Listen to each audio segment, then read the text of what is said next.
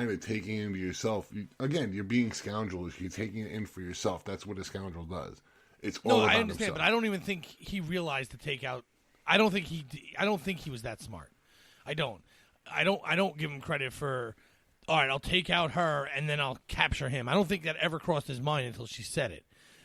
No, see, I'd like to believe that, but I don't because now I'm stuck on the fact that because now I'm stuck. He had him. Right. Why would you let him leave? Why would you take him with you? Risk him dying. Okay.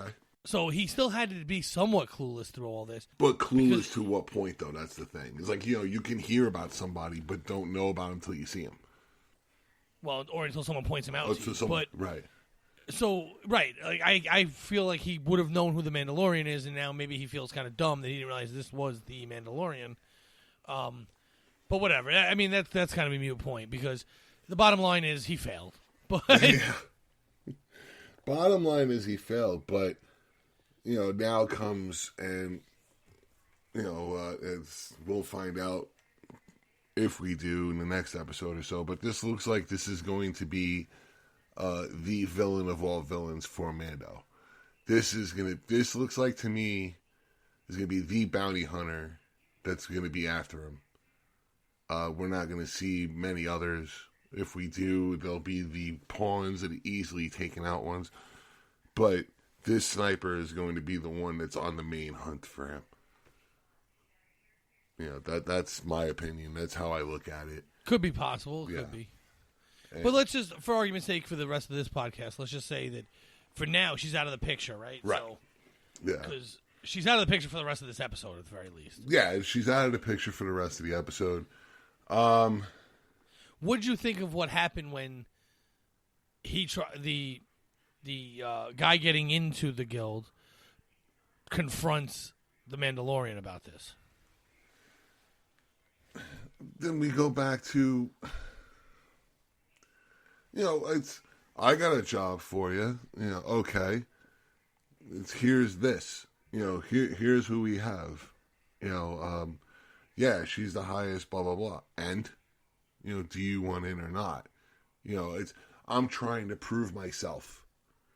So I'm asking you for your help. I think that Tonto was set up because they don't really want him for whatever particular reason it is. We'll never find out, whatever. But I really think they just gave him this to say, go ahead, kid. Here you go. You want to prove yourself? Take this. He'll never get past day one. We don't even have to worry about him. I think it's a test that they knew he was going to fail. And he knew he wasn't going to do it by himself. And he needed help.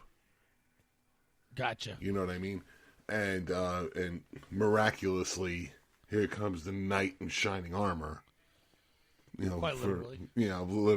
Proverbially and figuratively.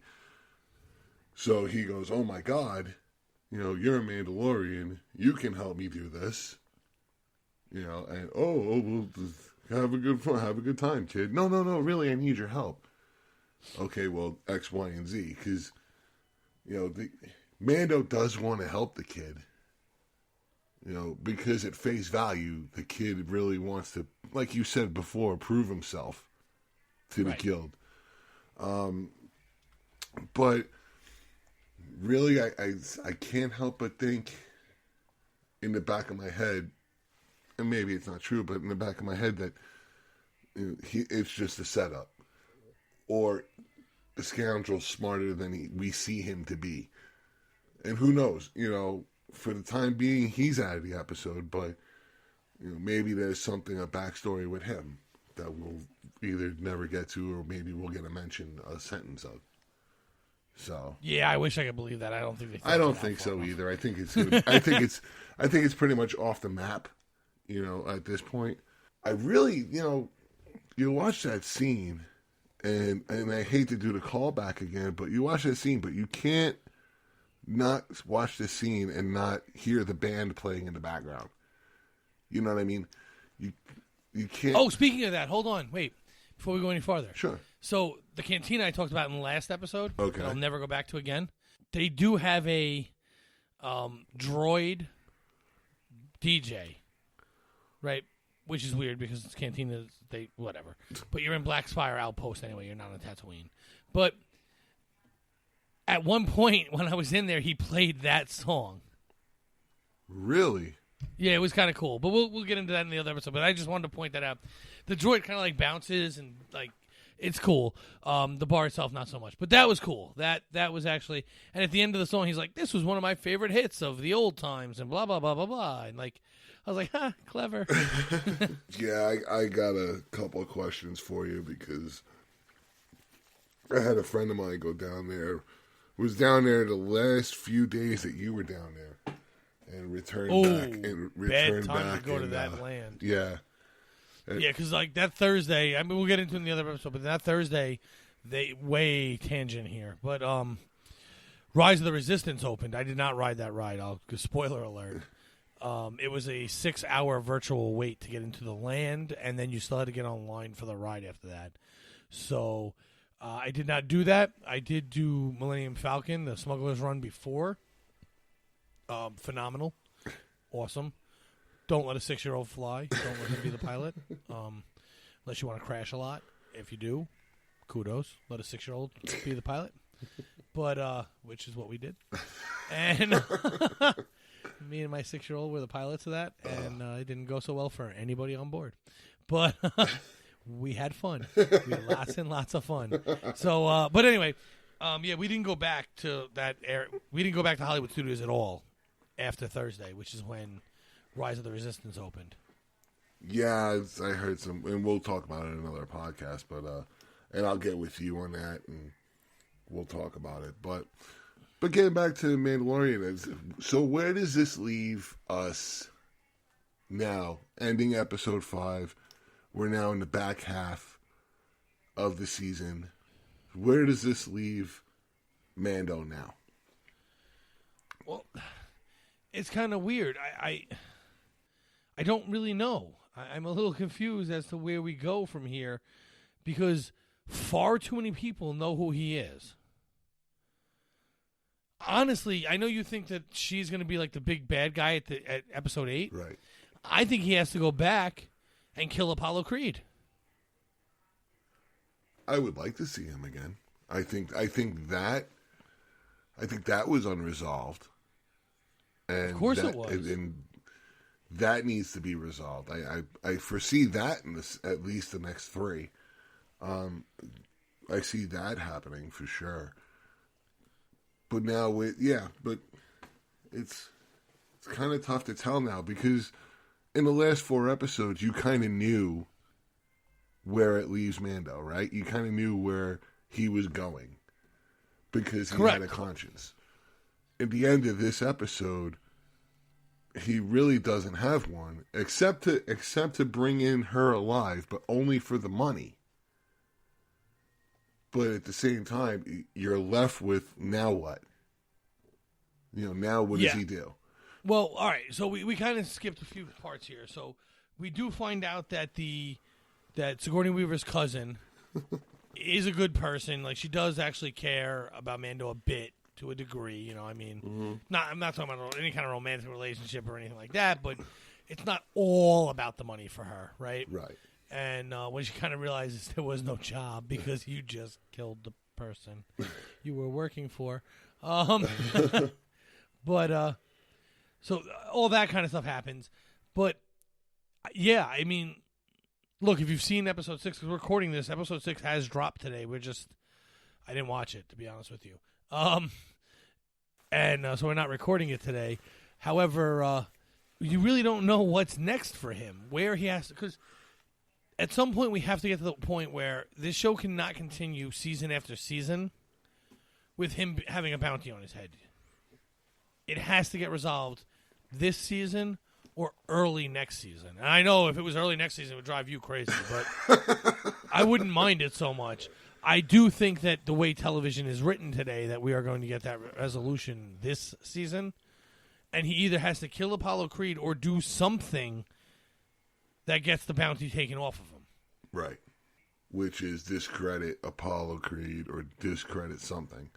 Or do him such a big favor that he has to give up on his wanting to kill him. You know what I mean? Right, like there are other ways around it. He could bring her, taking her down in episode 8 might be the thing that gets him in their good graces again. You know what I mean? Yeah. So if they write it right, that could happen. I mean, I don't know.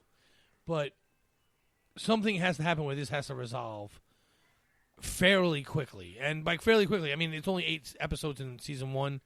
So if it happened episode 2 or 3 of season 2, which would be 10 or 11, I mean, I could see that.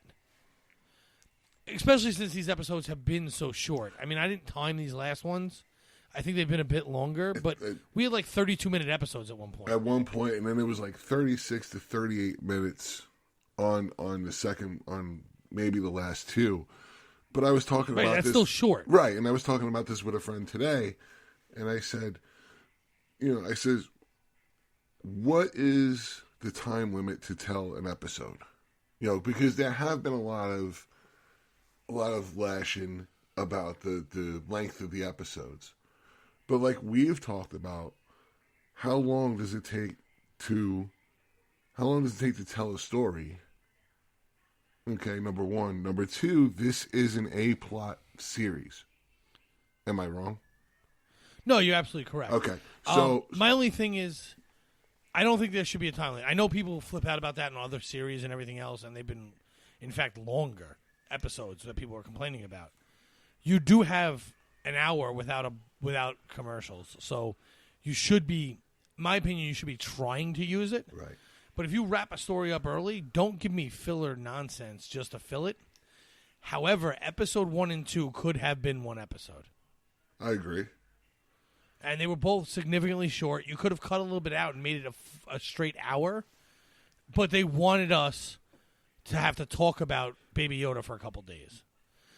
And then that drives me crazy because episode 1 drops on a Tuesday and episode 2 drops on a Friday of the same week. Right. We didn't even get a whole full week. Give me a week. Yeah. Just let episode 1, don't drop episode 1 with launch day. Drop it on Friday. Drop them both on the same day. Or make them Or that. or like make that's them what one Discovery episode. did. Right. But, make it one episode. Or if you're going to do 2, just give me the full week to talk about it. Right. I didn't even get to cut an episode and drop it on the podcast because I didn't have enough time. Yeah. And I'm sure some people did. Great. Yeah.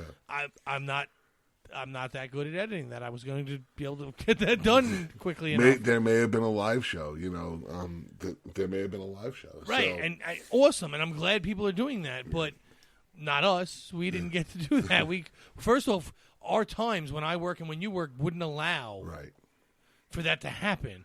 So we were kind of at a disadvantage. So I am being a bit selfish with my complaining about this. Yeah.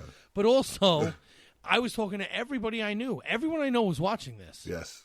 Yeah. And so even my classes that I teach, we were talking about this show on Tuesday, Wednesday, Thursday. Yeah. So I had 3 days to talk about it before Friday, but I would have liked 7. Yeah. I don't know. 7 is the number I like, and it's just because that's what I'm accustomed to with television. Yeah. And I know a lot of episodes, like you said in the last episode, a lot of shows do drop static episodes and whatever, static seasons. I'm not a fan of that. I don't mind binge watching things. I don't want them to drop that way because when they're new, you're talking about it with a lot of people. When they're old and you binge watch it, I'll talk with you because you've already seen the whole series. Right. But it's not the same thing. Yeah, there's no what if. No, I can tell you what I think might happen, Right. and then you have to just be quiet because you know what happened. Mm-hmm. So it's a totally different mentality when you're watching a show that's 2 years old and whatever, and you're watching the whole series or whatever, or it ended 2-3 years ago. Like if I were to start watching, I don't know, the drug one, Narcos? No, well, yes, but that's not the one I was thinking of. I was thinking of the one with the guy bald head. Oh, Breaking Bad. Breaking Bad. I could watch season 1 and 2 and talk to you, right? But I don't know if you've watched that show or not. But if you haven't, if you had, you'd be like, oh, that's a cool theory. And you'd have to try and not give out spoilers. Right. Like that's what your job would be at that point. Right, and it's not as fun because 2 people aren't making a discussion out of it when one person already knows the outcome. Correct. Yeah. Correct. We're not debating now. We're not saying, she's alive. She's not alive. He knew. She didn't know. Like, Yeah, we're disagreeing with each other, but we're not here fighting each other. We're having a discussion about a TV.